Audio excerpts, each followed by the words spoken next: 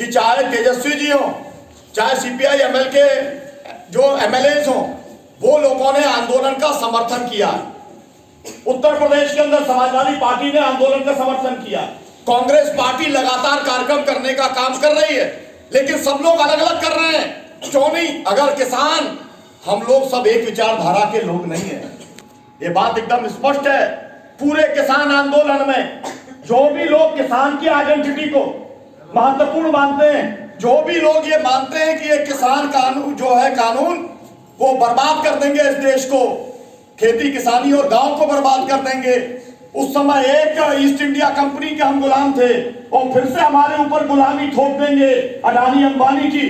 वो सब किसान इकट्ठे हैं, चाहे वो लेफ्ट के हों, राइट के हों, सेंटर के हों या धार्मिक सोच वाले हों, सब इकट्ठे हुए हैं। तो फिर मेरा कहना है कि भाई विपक्ष संपूर्ण क्यों नहीं इकट्ठा हो सकता? क्यों नहीं वो सड़क के ऊपर आकर के इस आंदोलन का समर्थन कर सकता? क्यों उनके लिए किसान आंदोलन के मंच की जरूरत है?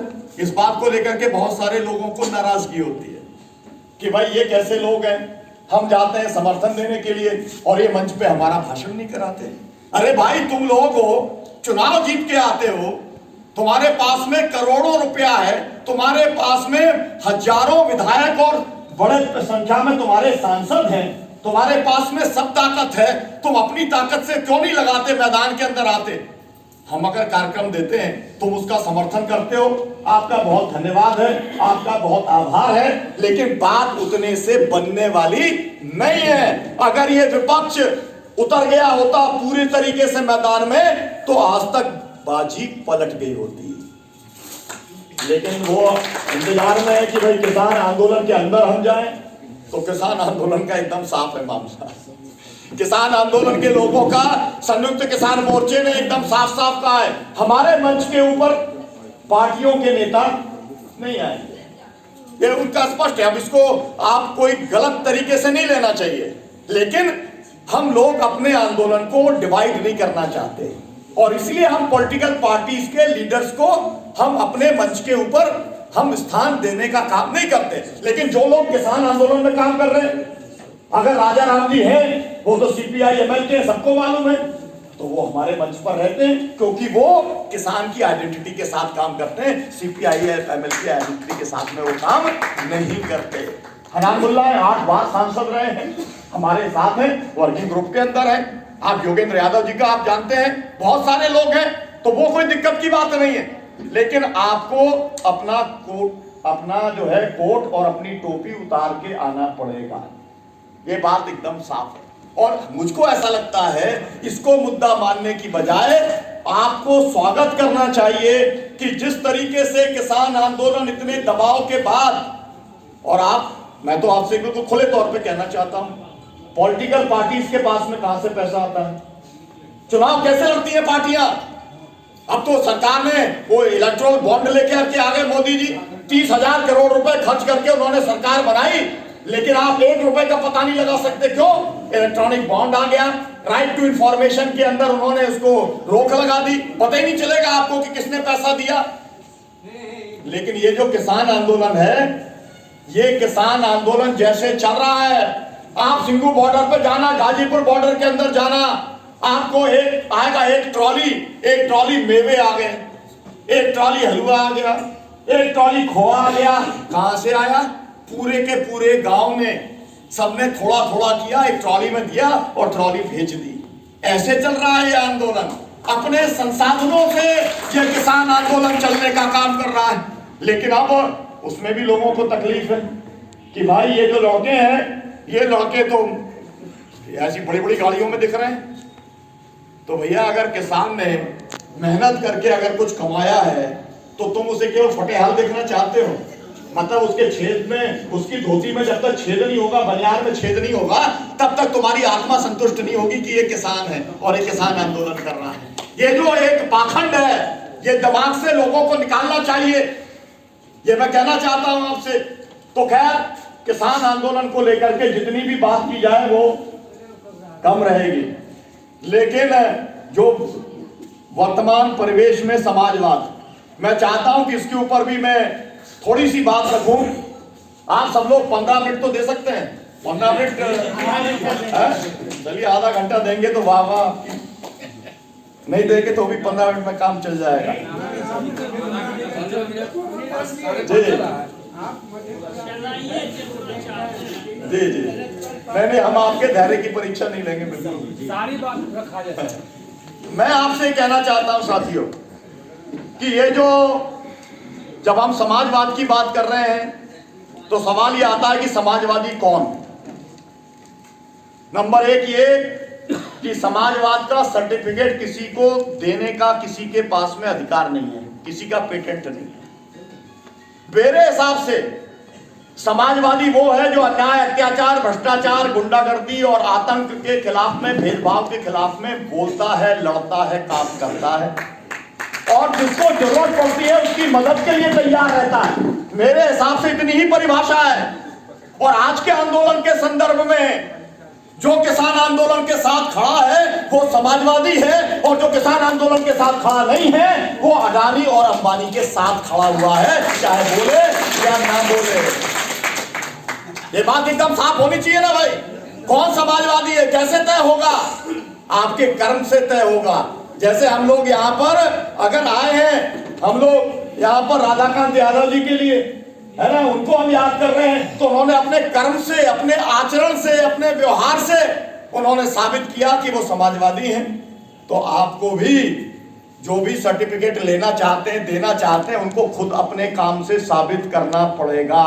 तो पहली बात तो मैं ये कहना चाहता हूं कि ना सर्टिफिकेट लें ना दें, और सर्टिफिकेट एक ही किस्म से सेल्फ सर्टिफिकेशन आप कर लें कि अगर आप अन्याय, अत्याचार, भ्रष्टाचार, भेदभाव, गुंडागर्दी के खिलाफ आप लड़ रहे हैं और किसी की जरूरत पड़ने पे मदद कर रहे हैं तो आप समाजवादी हैं। ये पहली बात कहना चाहता हूं। आगे साथियों मेरा कहना यह है कि अगर आज वैश्विक हालत आप देखें, वैश्विक हालत मतलब कोरोना काल के अंदर 23 लाख लोगों की मौत हो चुकी है। आप लोगों के चक्कर में मैंने अपना मास्क भी उतार के मार दिया, क्योंकि जो गांव के लोग हैं या जो राजधानियों से दूर लोग हैं वो सब कोरोना को बहुत पहले रिजेक्ट कर चुके हैं।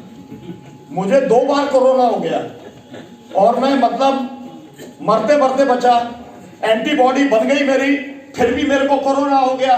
तो डॉक्टरों ने कहा कि अब तीसरी बार होगा तो फिर मुश्किल ही समझ लो आप। तो मैं तो मास्क लगा के रहता हूं, लेकिन आप लोगों की देखा देखी मैंने भी उतार दिया, देखा जाएगा जो होगा।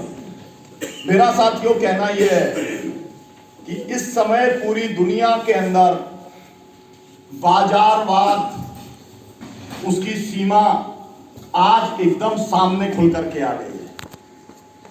यह समझ पूरी दुनिया की 7.5 अरब की आबादी है, और 7.5 अरब की आबादी के अंदर अगर मौत हुई है, इतनी लाखों के अंदर जब मौतें हुई हैं, और अगर दुनिया के अंदर अभी भी ट्रेन और एयरलाइंस अगर अभी भी बंद चल रही है पूरी दुनिया के स्तर के ऊपर, और सबकी इकोनॉमी अगर फेल हो गई है, और भारत की इकोनॉमी अगर 24% नीचे धरातल के अंदर चल गई है, और बड़े बड़ी कंपनियां अगर दिवालिया घोषित हो गई हैं, तो सबको किसकी जरूरत पड़ रही है? सबको स्टेट की जरूरत पड़ रही है, राज्य की जरूरत पड़ रही है, मदद की जरूरत पड़ रही है। सब लोगों को एक ही बात याद आ रही है, कल्याणकारी राज्य की जरूरत है, वेलफेयर स्टेट की जरूरत है। समाजवाद का अगर कोई एक तंत्र है तो वो वेलफेयर स्टेट है। मतलब शिक्षा का इंतजाम करो, स्वास्थ्य का इंतजाम करो, रोजगार का इंतजाम करो, पानी का इंतजाम करो। ये जो पूरा इंतजाम करने की बात है, ये जो हर कल्याणकारी राज्य को करना चाहिए, यही समाजवाद है। राजनीति के अंदर अगर कुछ समाजवाद है, तंत्र के तौर पर अगर कोई समाजवाद है, तो वो यही समाजवाद है। और इसकी जरूरत आज अमेरिका के अंदर भी महसूस हो रही है। क्यों? आपने देखा होगा WHO के समय जो चीफ हैं वो पुराने समाजवादी है, पुर्तगाल के प्राइम मिनिस्टर थे। वो क्या कह रहे हैं कि अगर आपने वैक्सीन तो ले आए, अगर दुनिया की आबादी के 80 से 85% लोगों को अगर आप ये वैक्सीनेशन नहीं दे पाए, और भले ही आपने अपने देश में पूरा दे दिया, तो भी आप कोरोना से बचने वाले नहीं है। इतना इंटरडिपेंडेंट है दुनिया, इतनी एक दूसरे के ऊपर आश्रित हो गई है कि अगर आपको एक साधारण अदृश्य बीमारी से लड़ना है, उसका अभी भी कोई ट्रीटमेंट नहीं है। वैक्सीनेशन कोई ट्रीटमेंट नहीं है, आज की तारीख में कोई ट्रीटमेंट नहीं आया, लेकिन पूरी दुनिया की जितनी महाशक्तियां हैं वो कोरोना के सामने धराशायी हो गई हैं और एक ही सबक सिखा करके गई हैं कि एक दूसरे का साथ लेकर के चलना पड़ेगा, एक दूसरे को बचा करके चलना पड़ेगा। जिस दिन जब पता चला था कि चीन के अंदर, वुहान के अंदर आ गया कोरोना, तो केवल अगर एक काम होता, भारत सरकार विदेश से आने वाले यात्रियों का अगर 14 दिन का क्वारंटाइन चालू कर देती तो पूरे देश के अंदर फैलने की स्थिति नहीं आती। लेकिन उन्होंने केवल लगा दिया, अचानक लॉकडाउन लगा दिया, और उसके बाद क्या क्या हुआ वो लंबी कहानी है, उसके अंदर मैं नहीं जाना चाहता। लेकिन मैं आपको ये बताने की कोशिश कर रहा हूं कि इस समय पूरी दुनिया समाजवाद के रास्ते पर जाने के लिए वेलफेयर स्टेट के माध्यम से मजबूर हुई है। चाहो ना चाहो आपको करना ही पड़ेगा, सरकारों को वैक्सीन का इंतजाम करना ही पड़ेगा, बच्चों की पढ़ाई और स्वास्थ्य का इंतजाम आपको करना ही पड़ेगा। ये जो आज का वैश्विक जो चुनौतियां हैं उसका जवाब जो है वो वेलफेयर मॉडल के अंदर है। अब मैं आपको साथियों, दुनिया के अंदर जो गैर बराबरी बढ़ी है, गैर बराबरी कितनी बढ़ी है, कल के अखबार में पढ़ रहा था, अमेजॉन का जो मालिक है, अमेजॉन कंपनी का जो मालिक है वो एक सेकंड में 1,80,000 रुपए कमाता है, एक सेकंड में 1,80,000 रुपए कमाता है। अब सवाल ये है कि क्या आप वो पैसा एक दिन में कमाते हो, क्या एक साल में कमाते हो, या अपने पूरे जीवन में कमाते हो? तो आप उसके सेकंड के बराबर का पैसा कभी नहीं कमाते। तो समाजवादियों के लिए गैर बराबरी आज सबसे बड़ी चुनौती बनकर के उभरी है।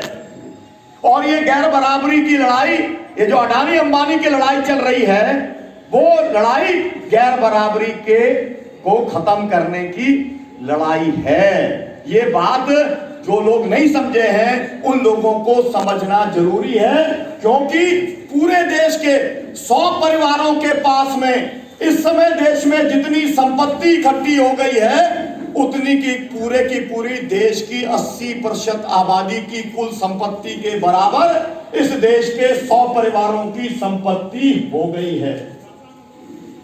और बेरोजगारी का क्या हाल है और संपत्ति के बढ़ने का क्या आंकड़ा है। एक तरफ इस कोरोना काल के अंदर अडानी और अंबानी की जो कुल संपत्ति बढ़ी वो कितनी बढ़ी, 3 लाख करोड़, और देश में जो बेरोजगार हुए वो कितने हुए, 15 करोड़। सोचिए अब आप, मतलब क्या हुआ, मतलब ये हुआ कि ये जो पूंजीपति हैं, ये जो कॉरपोरेट हैं, ये कॉरपोरेट कोई भी सोशल रिस्पॉन्सिबिलिटी मतलब सामाजिक जवाबदेही को ये मानने को तैयार नहीं है। अगर ये मानने को तैयार होते तो फिर ये लोगों को नौकरी से नहीं हटाते। अगर भारत सरकार ये जिम्मेदारी मानने को तैयार होती तो पूरे देश के जो प्रगतिशील संगठन है, हम लोगों ने क्या कहा था, हम लोगों ने कहा था 10,000 रुपया महीना प्रवासी श्रमिकों के बैंक में डायरेक्ट ट्रांसफर करने का काम करो। अगर आपने पैसा दे दिया होता, लोगों के पास में परचेजिंग पावर आती, क्रय शक्ति होती, मार्केट के अंदर डिमांड पैदा होती, मैन्युफैक्चरिंग का भी सेक्टर बढ़ता। सीधी सीधी जुड़ी हुई चीज है ना भाई। आपके पास में अगर पैसा नहीं है तो कुछ आप खरीद नहीं सकते, तो जो व्यापारी बैठा उसका माल कहां बिकेगा, फिर जो कारखाना लगा करके बैठे उनके उत्पादन का क्या उपयोग होगा। सीधे सीधे जुड़ा हुआ मामला है।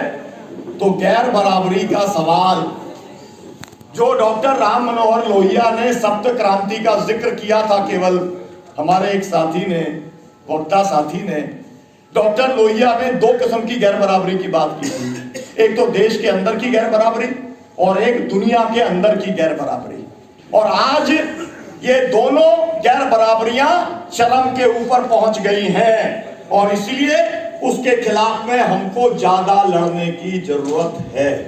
इसके आगे समाजवाद को लेकर के जब सप्त क्रांति की बात डॉक्टर लोहिया ने कही तो जाति के आधार पर भेदभाव, लिंग के आधार पर भेदभाव, रंग के आधार पर भेदभाव, इसकी बात की थी।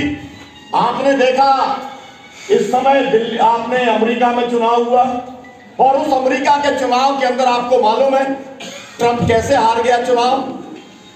मोदी जी का बड़ा भाई है, उसको जिताने के लिए गए थे वहां पर और इनको जिताने के लिए वो आया था यहाँ पर। तो एक भाई तो हार गया, दूसरे का नंबर लगा हुआ लाइन के अंदर। लेकिन जो बाइडेन कैसे चुनाव जीता? जॉर्ज फ्लॉयड नाम का श्वेत व्यक्ति को जब एक गोरे रंग के सिपाही ने गर्दन पे पैर रखा करके दबा करके जब उसकी मौत हो गई, तो पूरे के पूरे अमेरिका और यूरोप और पूरी दुनिया के लोगों की आत्मा जाग गई, जिसे कहा जाए जमीर सामने आ गया।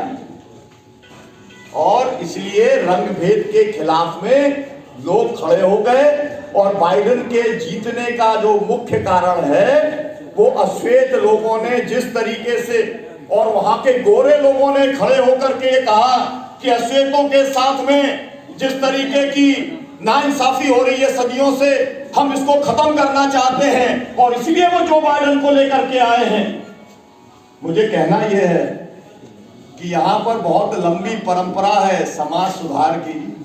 यहाँ पर कबीर से लेके, नानक से लेकर के और रैदास जी से लेके और बुद्ध से लेकर के और बाबा साहब अम्बेडकर और जो है पूरा फुले जी और सावित्री फुले और महात्मा फुले, सबका बहुत लंबा इसका इतिहास है। और उसी की सामाजिक न्याय की ये धरती है, मधेपुरा की धरती। लेकिन यहाँ पर 1700 लोगों की मौत तो केवल हो जाती है गटर को साफ करते हुए। 1700 लोगों की मौत यहाँ पर 1700 लोगों की मौत पुलिस हिरासत में हो जाती है, लेकिन कोई भी आंदोलन खड़ा नहीं होता, क्योंकि लोगों को ये लगता है ये तो नेचुरल कोर्स में होता है। ये अगर आदमी है गटर में जा रहा है, मर गया तो मर गया, इंसान की कैटेगरी में उसे रखने को तैयार नहीं है। तो खैर, मैंने आपको क्योंकि जिक्र किया डॉक्टर राम मनोहर लोहिया की शब्द क्रांति का, और इसलिए मैंने कहा कि ये जो चुनौतियां दलित चेतना बढ़ी है, रोहित वेमुला के मामले को लेकर के पूरे देश का जो युवा है वो आंदोलित है। बाबा साहब को लेकर के एक जबरदस्त चेतना पूरे देश में, इसी किसान आंदोलन के दौरान 3 जनवरी को हम लोगों ने सावित्री बाई